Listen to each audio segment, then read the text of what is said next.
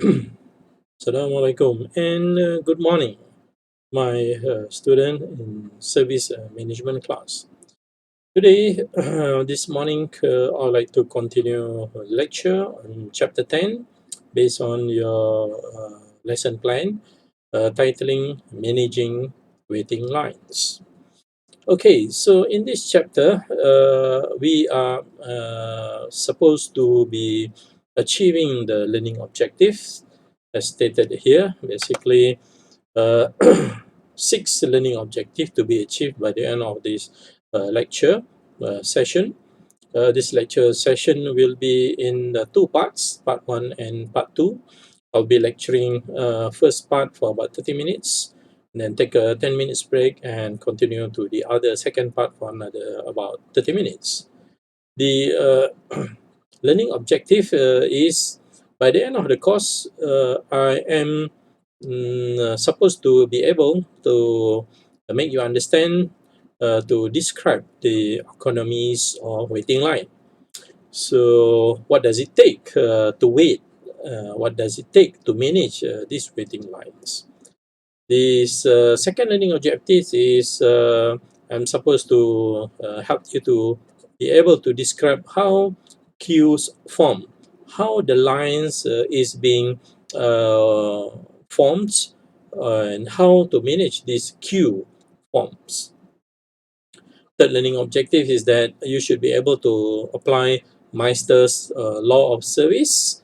Meister is a sociologist who proposed this law of service, and we're gonna take a look on Meister law of service number 1 and law of service number 2. So the fourth learning objective by the end of the course, I'm supposed to enable you to address the attributes of warning, the characteristic of waiting, what does it take to wait, and what are the features of waiting, and how to manage these waiting lines. And you should be able to describe the essential features of queuing system. What are the key important factors or characteristic in a queuing situation? For example, queuing in the bank, queuing to take your turn to purchase your fast food, queuing in the tickets line to buy your ticket to enter the theater, or watching football in the stadium, and so on. Last but not least, by the end of the course, you should be able to describe the relationship between a negative and exponential distribution of time between arrivals of customers or patients, and compare it with the Poisson distribution arrival rates. So these are six objectives that I'm supposed to enable you to understand so that you can apply this management of waiting lines. Okay, let's get it started. The first slide. Well, guys and girls, one day we all have the same time available, 24 hours, and 1 week we got 7 days, and 1 month is about 30 days, and 1 year we're going to have about 365 days.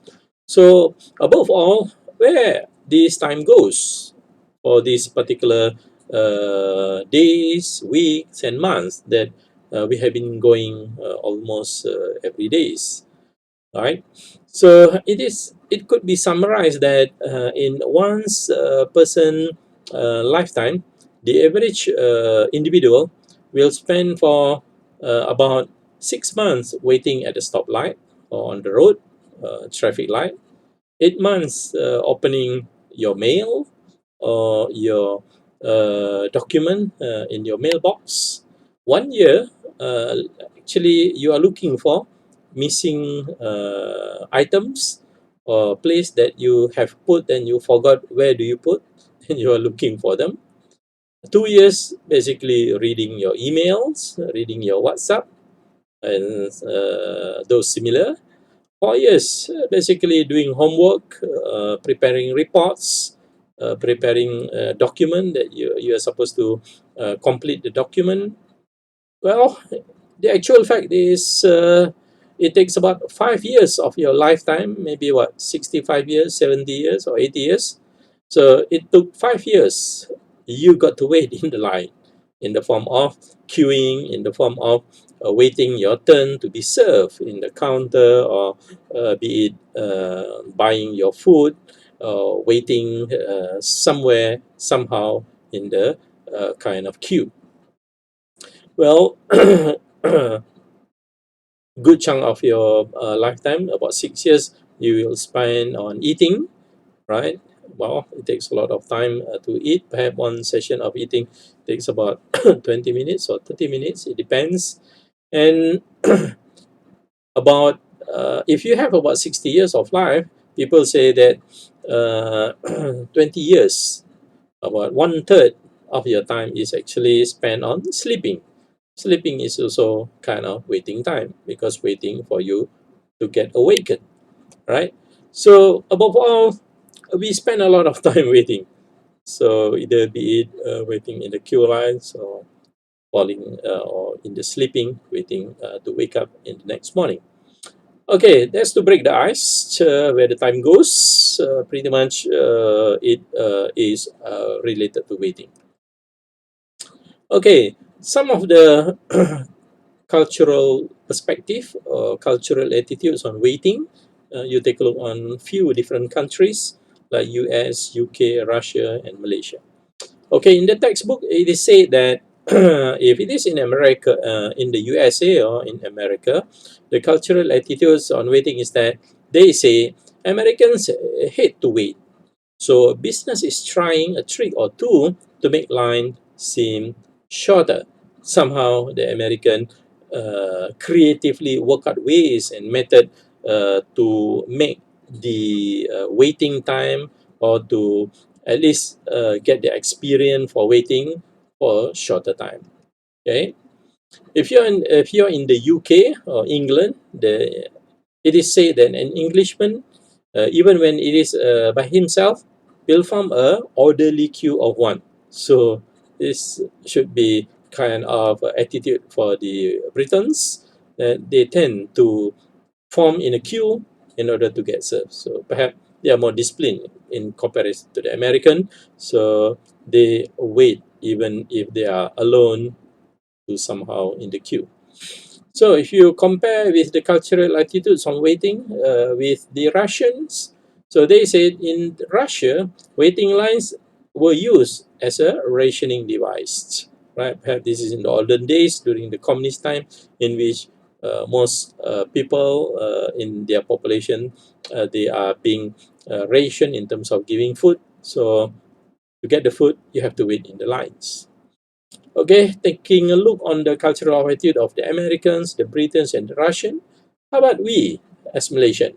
What do you think our cultural attitudes on waiting in Malaysia? Are we patient enough? Are we like the UK, always get into the queue? Or are we get into the queue to get our food and so on?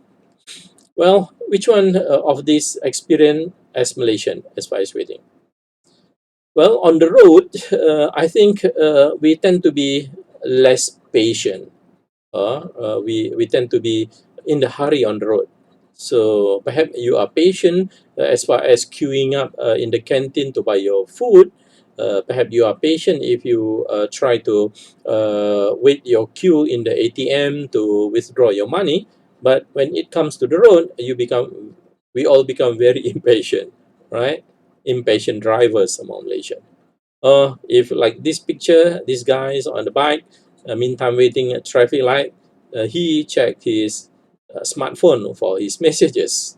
So these are among Malaysian. Okay, in general, Malaysian are good and patient other than on the road. But when they are on the road, they become pretty much impatient, I would say, in general. Well, perhaps it's a joke. Anyway, sometimes it has a truth in even in the joke. Okay, what are the realities in waiting? Okay, why people wait? Okay, these are the reality of our work, our life, our actual situation in living. Somehow we have to wait. it is inevitable to wait, right?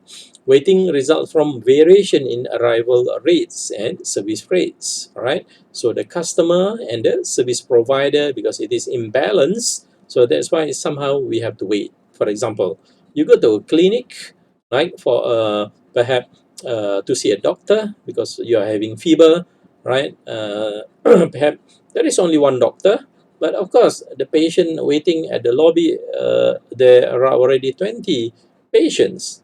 Of course, patient got to wait for this service delivered by doctor, which is he or she alone serving the 20 customers. That's why it is definitely unavoidable that you got to wait for your turn to get the service. So the waiting realities of waiting, right? It is economics of waiting, which is high utilization of facilities like hospital, pharmacy is purchased at the price of customer waiting.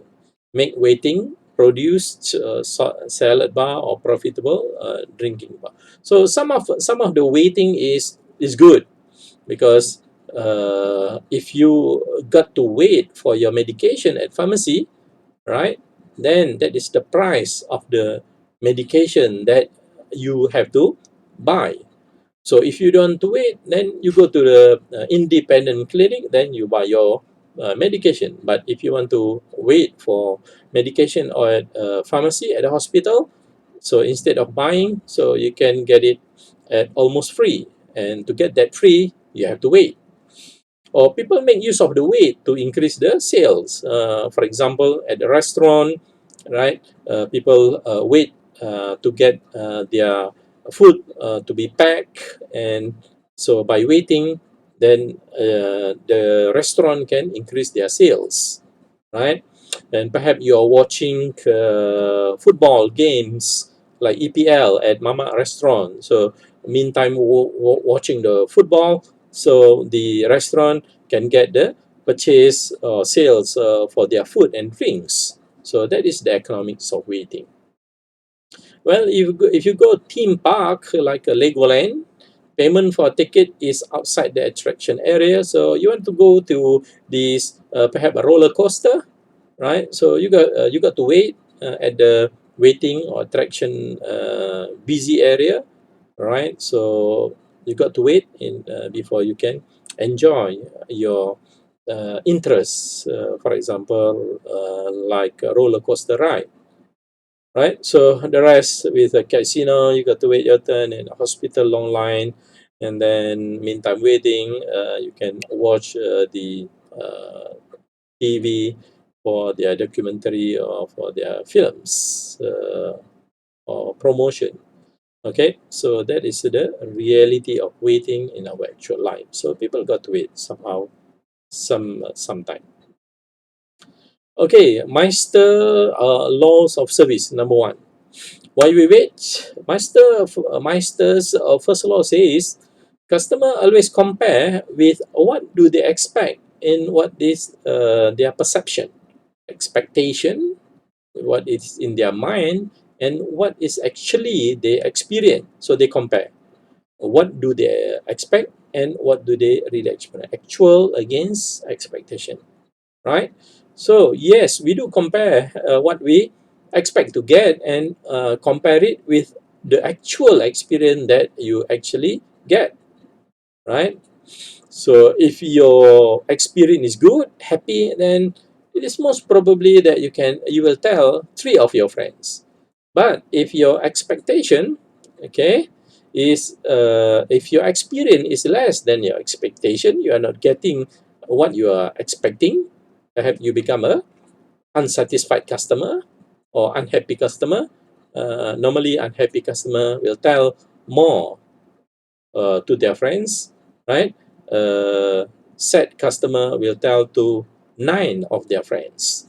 So watch out for the unhappy customer because they tend to tell more of the bad stories or the bad experience to more number of people in comparison to a happy customer. Okay, second law of Meister laws of service. So Meister's second law says that actually it is hard to play catch-up ball. Okay, so it means that if you have experience going into a new place, for example, like Aquaria, KLCC, right? First impression is everything. But if you get the first bad impression, it's very hard to make it good, right? If initially is good, the rest is good. That is your assumption. If your initial experience going to KLCC, perhaps you are not being treated properly, or if you are not being greeted by the perhaps receptionist or the customer service, so perhaps your impression for the rest of the experience will be bad too. So yeah, it is hard to play catch up ball. So it is important to have the first impression as good, right? So if it were not good, it's hard to make it good later. Okay, another law of service is by Skinner. Okay, Skinner's law says the other line always move faster, right? Okay, say if you are at the, okay, if you are at these ATM lines, for example, there are few ATMs. You want to withdraw your money. Isn't it true that what Skinners say that the other line always move faster? Because if you are queuing up at the ATM line, at the front of you there are three people, and at the next line for that next ATM there are also four people, and you always see that that neighboring line move faster in comparison to your own line that you are waiting at the queue, right? In other words, the neighbor's turf always look greener. Okay, imagine if you have a home and you have a lawn and your lawn is green, you always compare to your neighbor, and it seems to you that your neighbor's lawn always greener in comparison to your own lawn with the grass that is not so green. But in actual fact, your neighbor will see your lawn is greener than his or hers, right? That's the way it is. That is what Skinner's law say pertaining to waiting lines and comparison to others. Okay, the fourth loss of service is by Jenkins. This is what they say, Jenkins corollary. Okay. However, when you switch to the other line, then that line that you left move faster, in fact, right? So you join the line, and it seems like line on your right is faster. So you go to the right and join the line. Then you will see the line on your left actually move faster than on the right. Okay, this is actually true. If you drive in a highway like this, highway like 4 lanes, right? 4 lanes of highway. So it seems that this is lane number 4, lane number 3, lane number 2. Or this is emergency lane, actually not supposed to be used, right? If you're driving at this lane number 3, it seems like lane number 2 move faster than lane number 3, right? So it always look like your next lane move much faster compared to your own lane, right? So you decide to switch from lane 3 to lane 2, and soon after that you find that, well, this lane is not as fast as lane number 3 that you have left. So that is what Jenkins corollary says, right? So the others will move faster in comparison to your actual current lane. Lots of service explanations, like number 2, right? Meister's first law, customer compare expectation with perception in actual. In actual true life, that yes, you always compare what will you get and with your actual experience, right? So this is just like your lawn. It is green. Actually, it's green, but if you compare to the lawn to your neighbor, it seems like your neighbor's lawn, the grass is always greener compared to yours, right? So this is what common sense that normally people feel. In actual fact, it is not necessarily true. Okay. This is a picture of a comparison of 4 ATM lines: ATM 1, ATM 2, ATM 3, ATM 4. Well, this ATM line number 1, no people. At AK Bank ATM, 1 people waiting. At this green ATM, there are 3 people waiting. and at ATM blue color, there are 3 people waiting. So definitely people will, this guy, second in row at the blue ATM, will see the neighboring green ATM line move much faster from his own line, right? Why human feel so? Well, basically, I think that human is basically impatient. That's why they feel always in that way. Okay. And again, as customer, this is what you always feel. Me, you, and all customer, that it is always me. Remember me. It's all about me. Me, you yourself. You as a customer, you must get served. You must be getting the first priority of the service and so on. It's all about me, which is the customer. I'm the person who goes into a restaurant, sit down and patiently waits while the wait staff does everything but to take my order, right? So it is like you have to wait, right? So the waiter takes other people's order and not my order. Okay, so I'm the person who waits in line for the clerk to finish chatting with with his friends. I'm waiting here, but the clerk is talking to his or her friends. I'm the one who never comes back, and it amuses me to see money spent to get me back, right? I was there in the first place. All you had to do was show me some courtesy and service. I'm the first there. You should greet me or take care of me. It's all the mentality of customer, because me, remember me, it's all about me as customer, right? Me first. Okay. Next, so how we could manage this waiting line situation with a few strategies. How to better manage a waiting line scenario. Okay, first strategy is they call that old empty feeling. Unoccupied time goes slowly and lasts forever. So the strategy is divert attention from this current situation of waiting, right? That old empty feeling. You got to wait, wow, so boring, wait, nothing to do. So you got to divert the attention. Like in hospital, if you want to take your medication, or waiting in the queue to see doctor, then they make you wait, sit somewhere on the waiting lounge, on the chairs, and to divert the attention from waiting doctors, right, doing nothing. So they normally install a flat screen TV for you to watch TV, right, see documentary on health, or see the I would say news and so on, right. Second strategy to manage this waiting line situation, a foot in the door, which is pre-service waits seems longer than in service wait. A cup of drink prior getting the service. Okay, for example, you order a big menu for your dinner, right? So perhaps that dinner dish take kind of a long time to prepare, right? Because it is a big dish dinner. So meantime, waiting for the big dish, perhaps they quickly offer you a drink, a tea, or a dessert, so that you are diverted from keep waiting the big dish dinner. So you could kill some of the time with a drink, a cup of tea, or perhaps some nuts, or perhaps some sort of dessert. Okay. The third strategy to manage this waiting line scenario is the light at the end of the tunnel. Okay, means reduce anxiety with attention, scheduling appointment instead of queuing. Okay, there is always light at the end of the tunnel, but it seems like the tunnel is so dark and so long, right?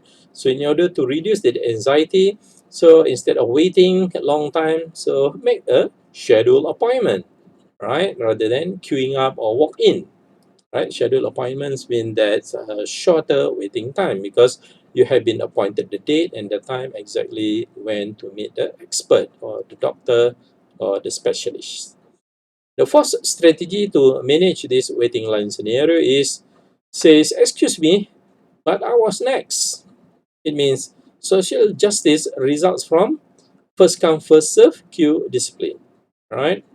So that's why in the hospital they practice this first come first serve by giving you a kind of serial number, right?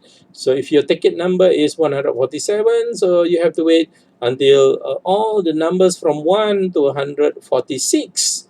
Only then you will be served to the next room. You can see the doctor, for example, right? So this is basically 4 strategies how customer can manage their waiting line so that they don't feel that long in the waiting situation. So this is what the management could do, right?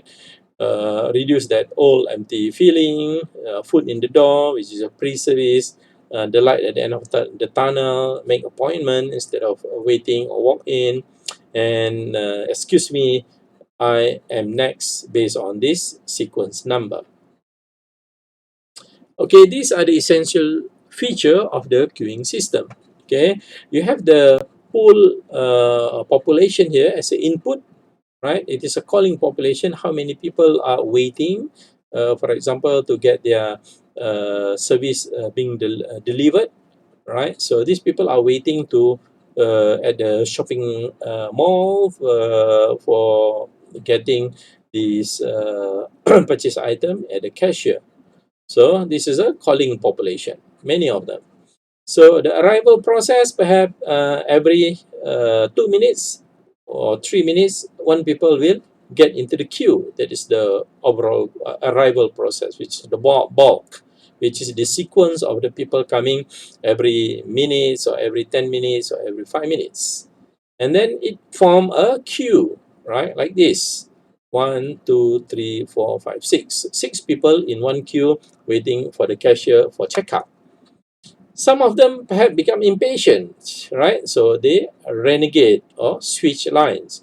Or some of them, like this guy, perhaps they decide to buy some additional items. So they leave the queue and go to some other section to get their items, right? That is a queue configuration. So later it goes to the queue discipline, perhaps one line, one cashier, and to get service at the cashier to check out the item that they want to purchase, and later they are leaving or depart from the shopping center and no further service needed. Okay, these are the essential job flow or task flow or the process flow from calling population to the queue configuration, get service, and later leave the facility. Okay, let's take a look on the more detail on the arrival process, right? So if you take a look on this previous slide, this is the arrival process of 6 people into a queue, right? So as such, let's take on the arrival process, whether it is a dynamic or static, right? So the arrival process of the queue, if it is a static, it could be in the two options: random arrival with a constant rate, which is the people coming to the queue on the cashier, it arrive random. However, it is a constant rate. Perhaps one customer will come at every 5 minutes. Okay. However, if it is a random arrival with varying wait time, for example, customer queuing at that cashier line, right? So every for example 1 minute, and later another 5 minutes come another one, another 10 minutes come another one, right? Or another 20 minutes come another one, which is randomly arriving the place. Okay, that is a static, the random arrival, right? Okay, with a constant rate or random arrival rate with varying arrival time. Okay, so if it is arrival process in the form of a dynamic, it is a facility control, right? Facility control. Okay,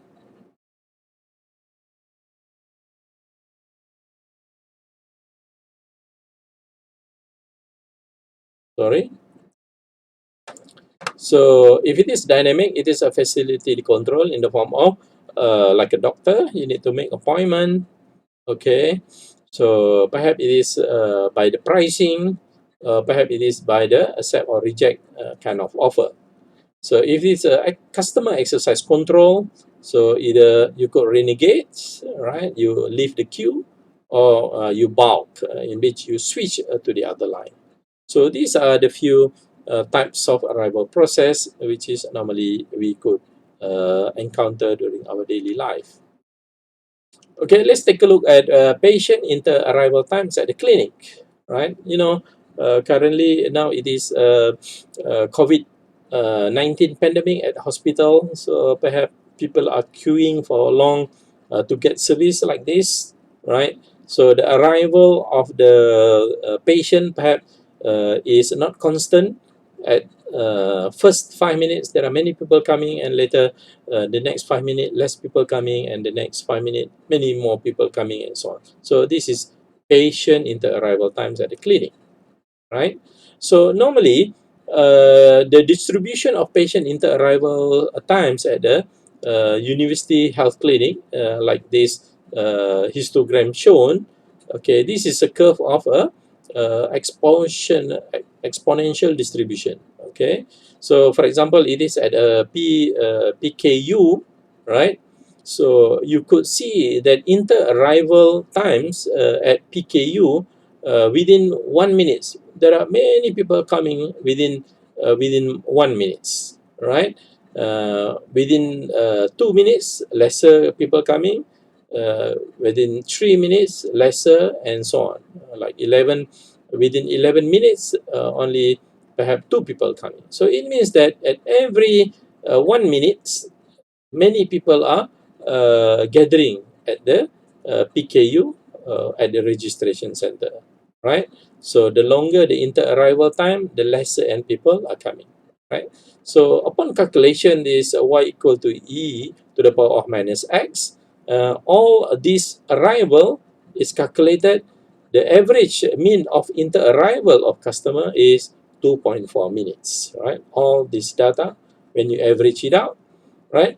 All customers here, right? Perhaps 100 people. So the average inter-arrival from patient to patient is about 2.4 minutes. Okay, as such, we could draw up a formula, the cumulative distribution function for this inter-arrival time. So inter-arrival time could be explained in the exponential distribution, which is y equal to the e to the power of x, and has a continuous probability density function in the form of f as a function of t equal to lambda e, which is exponential, to the power of negative lambda at t time, t which is above 0 minute, which is equation 1. Okay, lambda means average arrival rate within the given interval time. Okay, t is representing time between inter-arrivals. E is exponential. It is the natural log of 2.718. Okay, mean equal to 1 over lambda, variance equal to 1 over lambda squared. So as such, we could derive the cumulative distribution function is function, which is a big F as of a time, equal to 1 minus e to the negative power of lambda multiplied by t always more than 0, which is the cumulative, right? So this is the probability density function formula, and this is the cumulative distribution function, which is summed up as a equation 2. Okay, let's take a look on this next case study, and then we'll study in detail. For the timing, it has been about 30 minutes of my first lecture, first part. So let's take a break here for 10 minutes. Then we'll continue this case study in the early part of part number 2. Okay, so let's take a break.